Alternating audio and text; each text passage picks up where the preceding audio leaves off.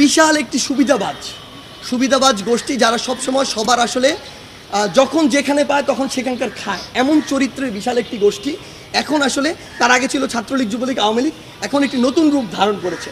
নতুন রূপটি হচ্ছে তারা ভুয়া সমন্বয়ক সহ সমন্বয়ক হয়ে উঠেছে, ভুয়া আন্দোলনকারী হয়ে উঠেছে। তারা তাদের জায়গা থেকে বিভিন্ন কমিটি তৈরি করে, আমরা এমনও পেয়েছি যে উত্তরা 12 নম্বর সেক্টরে নাকি একটি কমিটি হয়েছে যারা মসজিদে গিয়ে মসজিদ কমিটিকে পদত্যাগ করতে বলেছে। অথচ আমরা বিশ্ববিদ্যালয় ভিত্তিক শুধু কমিটি দিয়েছিলাম আমাদের জায়গা থেকে, শিক্ষা প্রতিষ্ঠান ভিত্তিক।